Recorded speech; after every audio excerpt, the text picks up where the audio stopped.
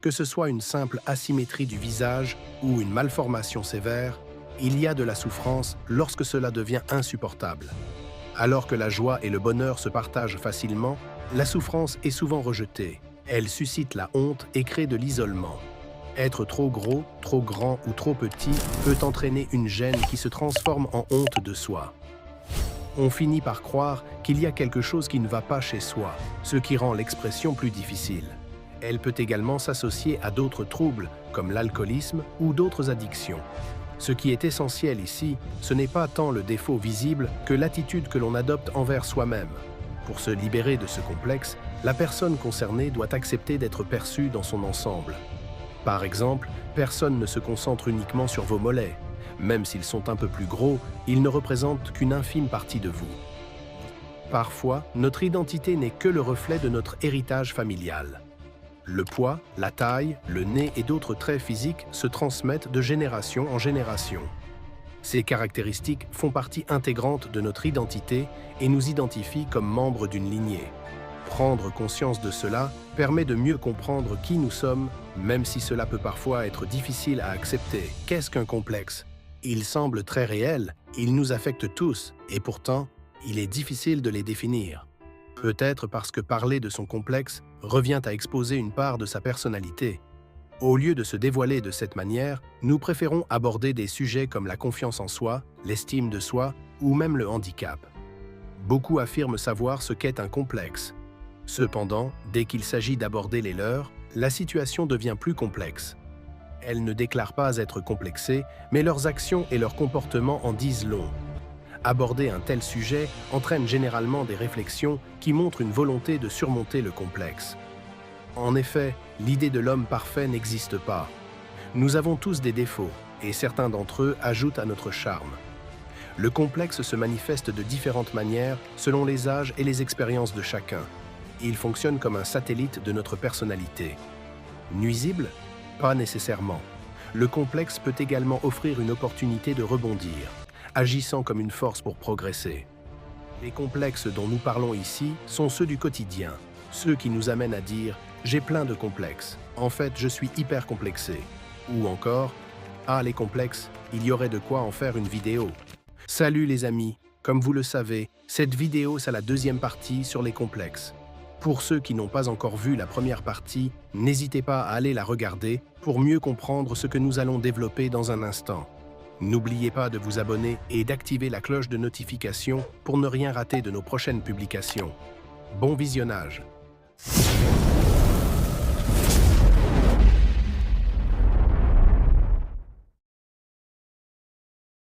B. Le miroir, source de complexe. Il paraît toujours renvoyer une image différente, un reflet éloigné de celui que l'on espère. Ce sentiment, largement ressenti, peut devenir envahissant. L'apparence physique est souvent remise en question.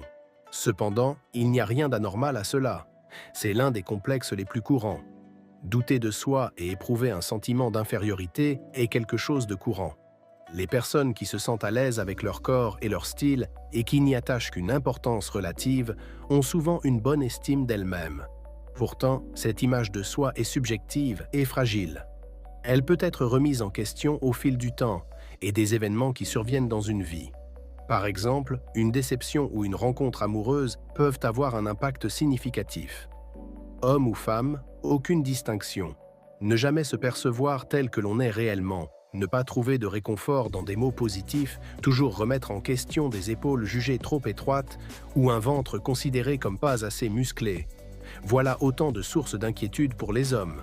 Pour eux également, l'image et la beauté ont une grande importance. On pourrait penser que ce phénomène est récent et lié à l'évolution de la société et des normes qu'elle impose. Toutefois, l'attention portée à la tenue vestimentaire ou à la taille d'une moustache ou de favoris n'est pas nouvelle. Quoi qu'il en soit, le regard des autres n'est pas la véritable cause de ce complexe. Comme nous l'avons déjà mentionné, les complexes en disent plus sur nous. Leur origine est plus profonde. Pourquoi notre regard dans le miroir se concentre-t-il davantage sur les détails peu flatteurs plutôt que sur nos qualités? Ces petits défauts deviennent obsédants, attirant uniquement notre attention. Pire encore, on en trouve plusieurs, mais ce sont toujours les mêmes. Dans cette situation, aucune phrase ou conseil ne peut apaiser la personne complexée. Elle est convaincue d'être pas assez ou trop et se focalise sur ces détails dérangeants qui ne le sont probablement que pour elle. Parfois, c'est la pression de la société qui nous impose d'être jeunes, beaux et en forme pour réussir, fixant des objectifs difficilement réalisables pour la plupart d'entre nous. C'est seul face à tous, sans estime de soi. Il s'agit ici du fonctionnement psychologique de la personne complexée, convaincue de ne pas être comme il le faudrait. Certaines personnes sont même très dures envers elles-mêmes, car elles ne peuvent pas porter certains vêtements à cause du regard des autres. Pour certaines, tout devient difficile, voire impossible. Le complexe a fait son œuvre et a anéanti la confiance en soi. Tout devient compliqué et la sévérité envers soi-même s'impose. Les remarques encourageantes des autres n'y changent rien. De toute façon, dans cette situation, il est impossible de les entendre, tant le doute est omniprésent. Le regard des autres pèse lourd, même celui des proches. Pour vivre avec leurs complexes, certains cherchent à les compenser en développant des compétences destinées à les faire oublier. Les personnes qui jugent leur physique peu attrayant vont mettre en avant d'autres aspects de leur personnalité. L'assurance affichée par certains est souvent une manière de dissimuler un complexe, un sujet sur lequel ils ne souhaitent généralement pas s'exprimer, se contentant d'accepter que, des complexes, on en a tous. L'humour joue un rôle magique dans ce domaine.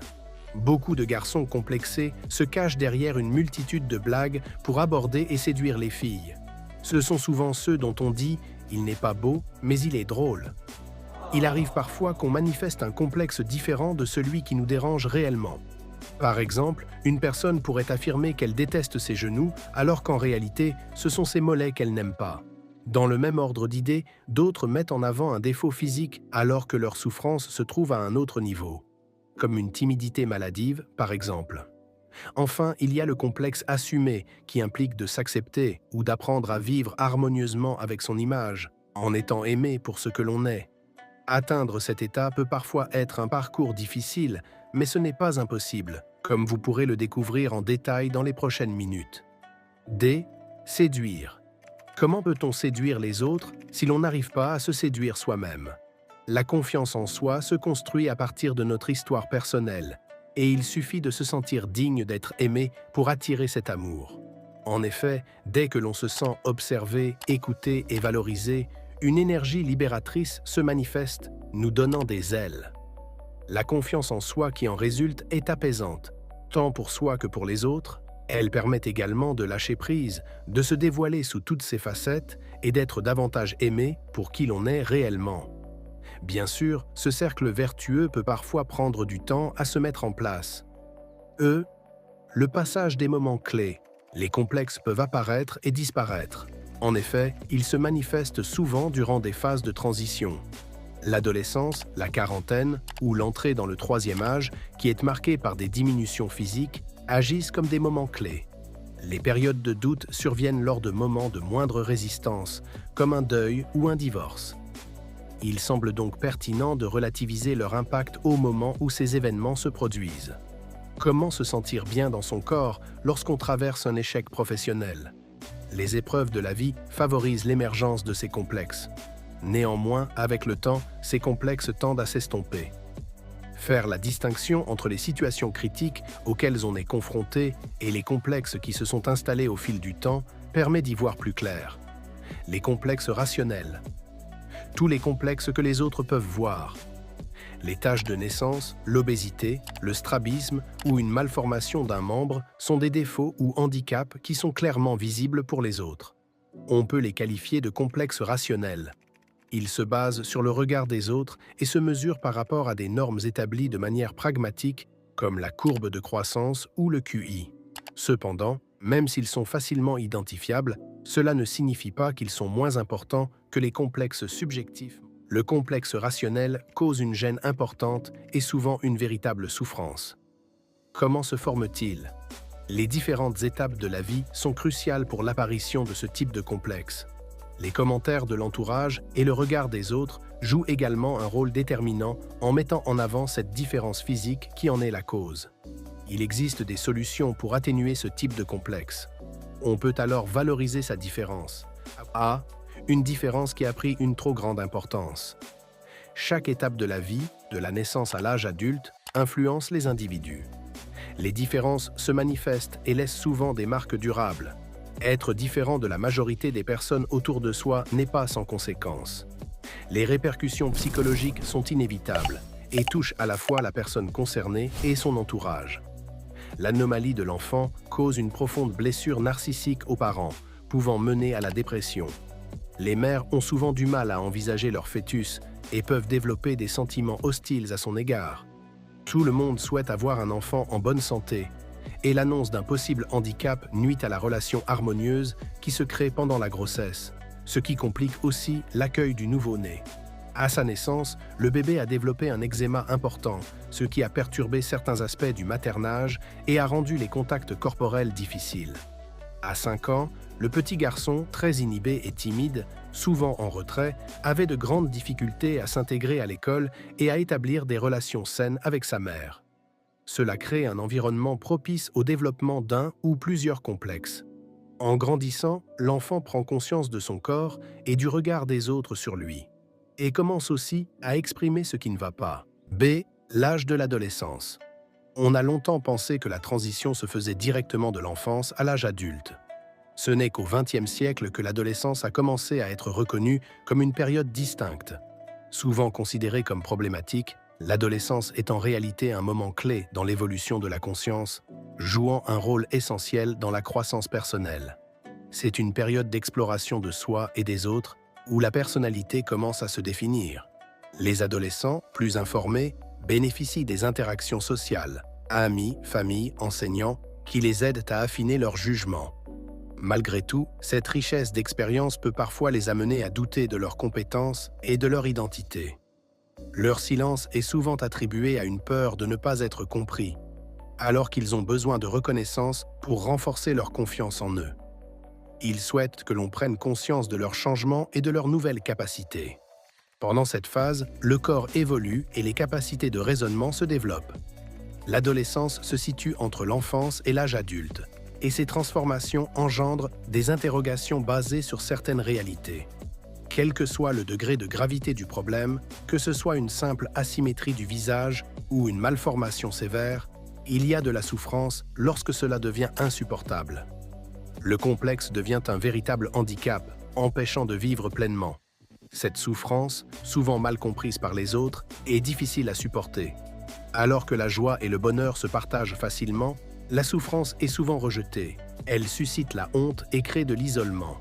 Être trop gros, trop grand ou trop petit peut entraîner une gêne qui se transforme en honte de soi. Cette honte est insidieuse, elle se cache dans le silence, mais elle est visible. Elle se manifeste par des émotions telles que la gêne, le malaise ou l'agressivité, ainsi que par des signes corporels comme baisser les yeux ou avoir la tête basse. Comportementalement, on peut devenir inhibé ou paralysé. Et sur le plan cognitif, on peut avoir un discours intérieur dévalorisant ou agressif. Cela engendre de la colère, de la tristesse, ainsi que des sentiments d'impuissance et de désespoir. Contrairement à la culpabilité, que l'on peut facilement exprimer, la honte est moins verbale et plus sensorielle. On finit par croire qu'il y a quelque chose qui ne va pas chez soi, ce qui rend l'expression plus difficile. La honte peut se manifester de différentes manières, touchant l'image corporelle ou la dimension sociale, comme la honte de ses parents ou de ne pas avoir réussi. C'est un sentiment complexe qui peut naître d'humiliation ou de moquerie répétée. Au fil du temps, la honte s'installe et, une fois ancrée, elle peut conduire à une mauvaise image de soi et, dans des cas extrêmes, à une haine de soi. Elle peut également s'associer à d'autres troubles, comme l'alcoolisme ou d'autres addictions. Ce qui est essentiel ici, ce n'est pas tant le défaut visible que l'attitude que l'on adopte envers soi-même. Ce sentiment d'avoir mal agi enferme l'individu dans ses complexes et l'empêche de trouver des solutions. La personne se sent accablée par des scrupules. Lorsque ce comportement devient récurrent, il conduit à une mauvaise estime de soi. La culpabilité s'accompagne souvent de 3 autres états émotionnels.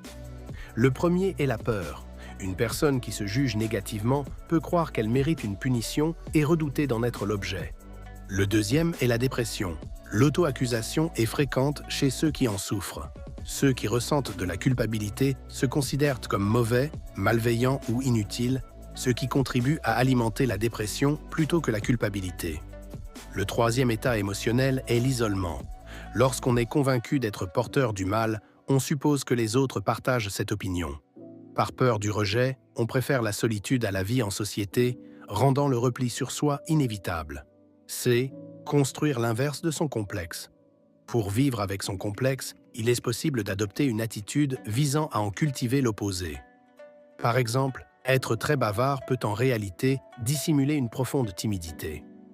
Cette manière de s'exprimer peut servir à masquer un malaise. C'est souvent le comportement qui se manifeste en cas de gêne, comme lors d'un rendez-vous amoureux ou d'un entretien d'embauche.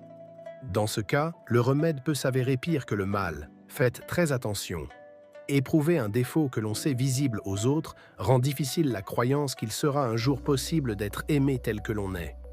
Pour une personne complexée, le plus difficile est d'accepter que l'autre la regarde de manière insistante. Or, dans le domaine de la séduction, le regard joue un rôle crucial. Il est donc compliqué d'y échapper. Toutefois, dans une relation amoureuse, les partenaires ne perçoivent pas nécessairement les choses de la même manière. Le défaut de l'un n'est pas forcément perçu comme tel par l'autre.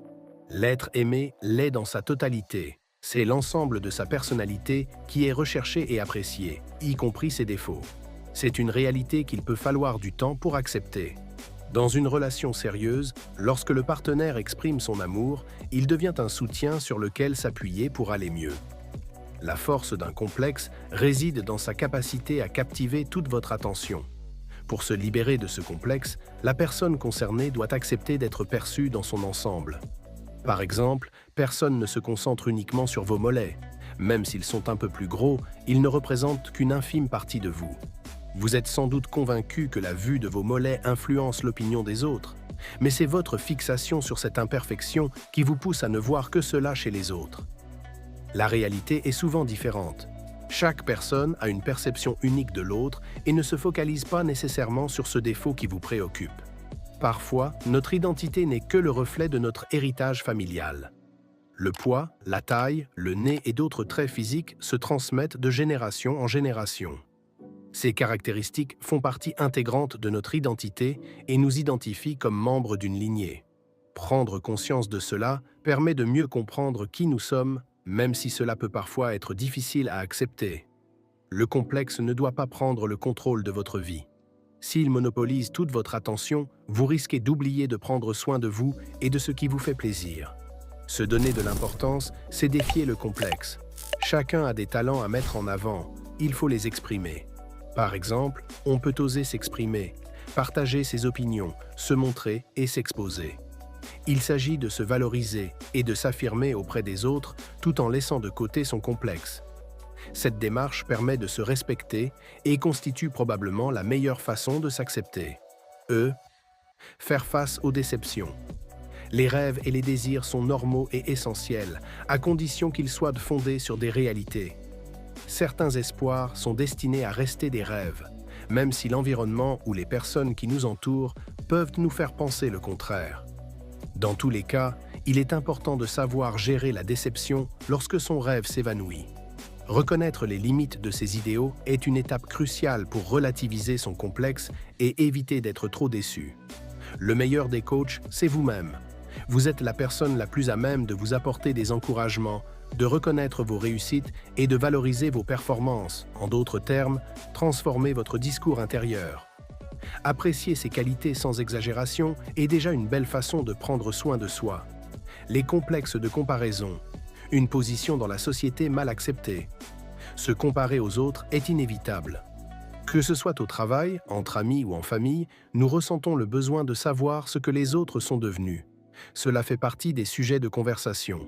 Pour certains, c'est un simple échange, mais pour d'autres, notamment ceux qui éprouvent un sentiment d'infériorité, ce type de discussion peut engendrer des complexes. Avoir un complexe de comparaison, c'est penser que les autres possèdent des qualités supérieures aux siennes, croire qu'ils ont mieux réussi ou encore ressentir de la honte par rapport à son milieu social. Certains environnements, comme le monde de l'entreprise, les soirées mondaines ou les rassemblements sociaux, favorisent l'émergence de ce complexe car chacun souhaite se présenter sous son meilleur jour. Se libérer du poids des autres permet de mieux profiter de chaque relation et la comparaison peut ainsi devenir un moteur. A. Le commencement. Dès son plus jeune âge, le bébé établit un lien avec son environnement à travers ses sens, la vue, l'odorat, le toucher, l'ouïe et le goût. Il reconnaît l'odeur de sa mère et la voix de son père. Il ressent de l'angoisse lorsque sa maman s'éloigne et est effrayé par les nouvelles personnes qu'il rencontre. C'est ainsi qu'il commence à apprivoiser ses peurs. Les jeux imaginés par son entourage l'aident à comprendre que des objets ou des personnes peuvent disparaître puis réapparaître.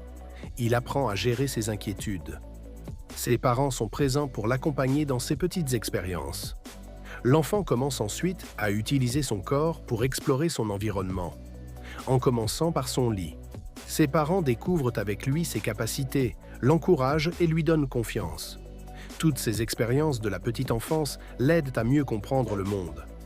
À ce stade, certains enfants ont besoin de plus de temps, d'autres de calme, tandis que d'autres avancent sans crainte. B. Se mesurer aux autres, une caractéristique de la nature humaine. Se comparer aux autres influence indéniablement notre perception de nous-mêmes. Lorsqu'on se mesure à quelqu'un que l'on considère comme supérieur, cela peut susciter un désir d'amélioration, comparaison ascendante.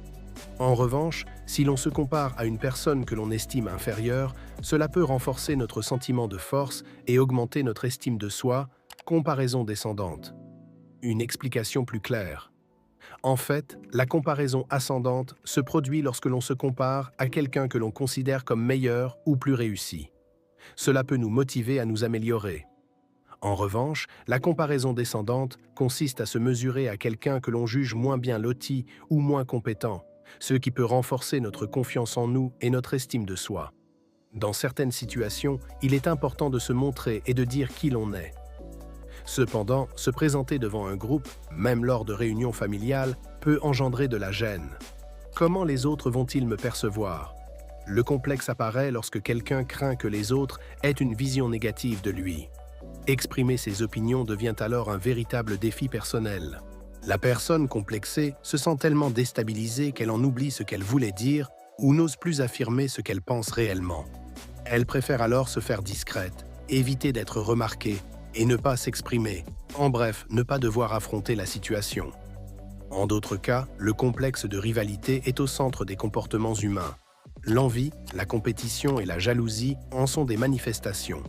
Ils se manifestent par un réflexe qui cherche à s'approprier ce dont l'autre bénéficie. Ses possessions, sa place, sa position ou l'affection qu'il reçoit. L'objectif est de s'approprier complètement ce que l'autre détient. Évidemment, ce comportement n'est pas toujours affiché de manière évidente, car chacun souhaite garder une image irréprochable. Pour atteindre cet objectif, des stratégies subtiles sont mises en œuvre. Parmi les plus fréquentes, on trouve l'hypocrisie, qui consiste à flatter autrui pour améliorer son image personnelle, dans le but d'être apprécié par la personne flattée. La ruse est également un de ces moyens utilisés pour tromper quelqu'un. La compétition est la plus périlleuse, car elle reflète le désir de prendre la place de l'autre, de préférence la première. Dans ce cadre, la détermination à atteindre ses objectifs peut mener à vouloir écarter l'autre, et parfois même à envisager de le supprimer. La jalousie est une rivalité familière. Ressentir de la jalousie est tout à fait normal, surtout lorsque ce sentiment reste modéré. Chacun a déjà éprouvé de la jalousie envers autrui à un moment donné. Il convient de considérer la jalousie comme une émotion, rien de plus. Toutefois, il arrive qu'elle devienne intolérable. On abordera sûrement plus en détail dans les vidéos à venir. C. La comparaison est un moteur. Gardez à l'esprit qu'il n'existe pas de succès sans effort, tout comme il n'y a pas d'échec définitif. Et si le fait de se dire complexé n'était qu'une manière de se défendre pour éviter de faire face à une partie de nous-mêmes ou à des émotions difficiles à cerner? Dans ce cas, le complexe agirait comme un moyen de se protéger de la réalité. Confronter son complexe, c'est en effet s'attaquer à une relation avec soi-même ancrée et devenue instinctive.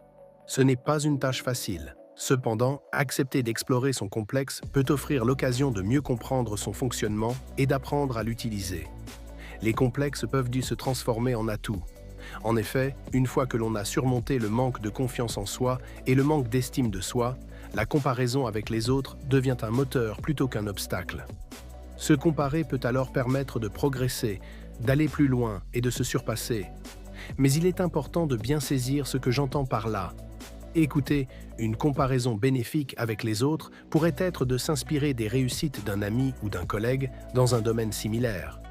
Par exemple, si un ami a réussi à lancer un blog ou une entreprise en ligne avec succès, cela peut te motiver à travailler dur pour atteindre tes propres objectifs. En te comparant à lui, tu peux voir ce qui a fonctionné pour lui et en tirer des leçons sans te sentir découragé, mais plutôt encouragé à aller de l'avant. Prendre conscience de ses imperfections est un bon moyen de réaliser que personne n'est parfait. Il est important de s'accepter avec ses faiblesses et ses lacunes. On ne peut pas tout savoir, ni posséder toutes les qualités comme la beauté, l'intelligence, l'humour ou le succès social. Cela relève souvent du fantasme, surtout quand on le voit à l'écran.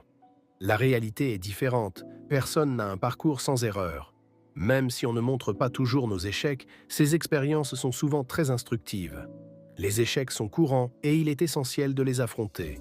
Les accepter aide à renforcer l'estime de soi. Ces échecs ne sont que des étapes à franchir pour développer sa personnalité. Dans ce domaine, rien n'est définitif. Parfois, il faut savoir se tromper pour mieux rebondir et mieux se connaître. Ces complexes sont omniprésents, que ce soit chez les personnes noires ou blanches, chez les grands et minces comme chez les petits et musclés. De plus, ils évoluent avec le temps. Les rencontres et les événements de la vie influencent la perception que chacun a de ses propres complexes. Il est donc important d'examiner ces complexes dans un contexte spécifique afin d'avoir un regard aussi objectif que possible sur soi-même. Merci d'avoir regardé cette vidéo sur les complexes. J'espère que cela t'a aidé à mieux comprendre comment les percevoir et les gérer dans ta vie quotidienne. N'hésite pas à partager tes expériences dans les commentaires et à t'abonner pour plus de contenu sur le développement personnel. Rappelle-toi, accepter ses imperfections est un pas vers la confiance en soi. À bientôt.